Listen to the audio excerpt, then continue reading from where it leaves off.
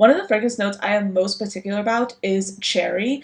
I am super picky with the cherry fragrances I wear. I like to go for more unique cherry perfumes because I find so many fragrances that have cherry in them tend to be extremely redundant. And over the past week, not gonna lie, I have been craving the cherry note and I have been wearing these top three fragrances the most and getting compliments on them. These are unusual cherry fragrances that come in a variety of prices. So I have anything here from $55 to almost $200. So this is going to be a very diverse video. There's some affordable options and some niche, but all in all, these are going to be some really unique cherry perfumes that I love. Personally, I wear these on their own or layered, so if you're interested, definitely do stay tuned for this video. But if this is your first time watching my channel, hello, my name is Anya. I love fragrances and I talk about them here every single Monday, Wednesday, and Friday, along with a ton of bonus content in between. I tend to be very mindful about the fragrances I do include in my collection. I love perfumes, I love buying them, but I like to keep track of what I have. And I did recently launch a fragrance budget tracker spreadsheet, so if you're interested in that, that will be down below, and I do have a video talking all about it. So let's just get started with the fragrance that I have had for the longest. Like, this has been my longest standing cherry perfume in my collection. This is a very bright and juicy cherry. This is by Banana Republic. This is dark cherry and amber. I love this so much. I literally have a backup bottle, and I would say the dent here is denting. I've used this fragrance up like halfway, and that's a lot. This is a very bright and juicy cherry. You have the note of praline in here as well. This perfume has notes of sour cherry, pink freesia at the top, a mid of praline and cherry blossom, and then a base of red amber and cedar. So this is a cherry fragrance that is very light and bright. It still has a bit of longevity to it, but it's not the powerhouse by any means that you would expect usually with an ambery fragrance. This is a very light, juicy version of a cherry perfume. You can literally smell the juicy cherry, and you also have the praline there, which I really like.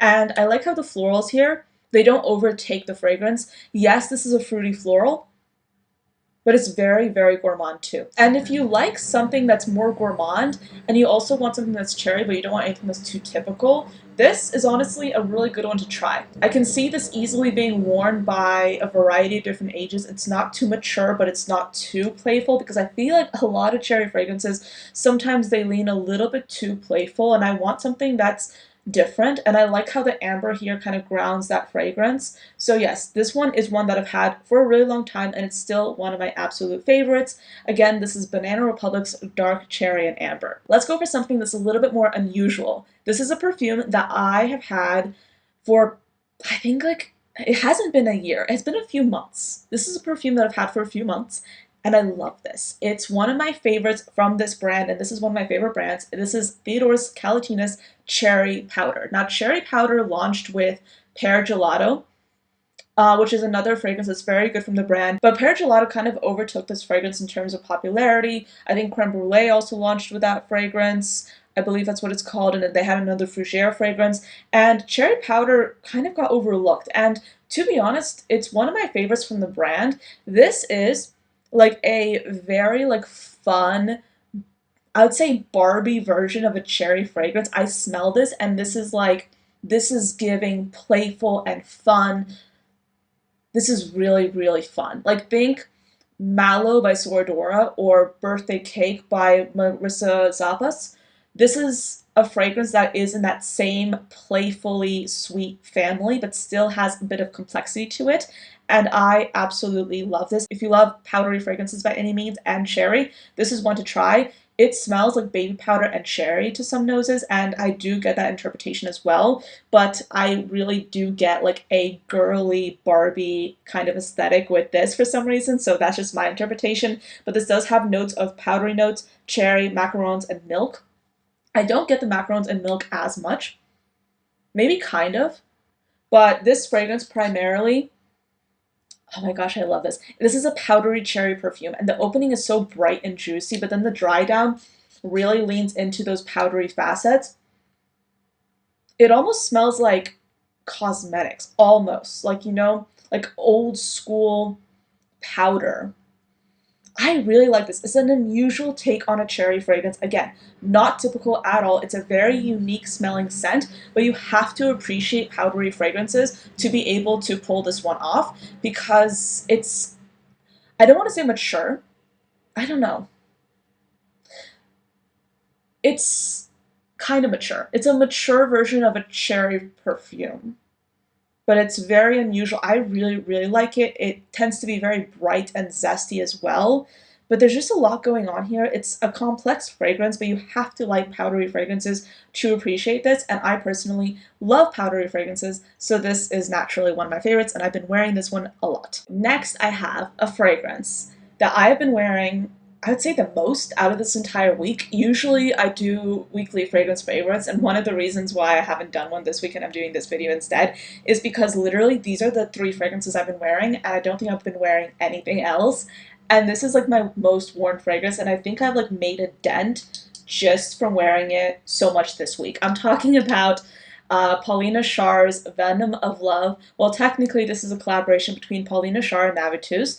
She has done 4 fragrances. This was the first one, and this is the one I have, and I absolutely love it. When it first came out, I think I bought it like a year ago, actually.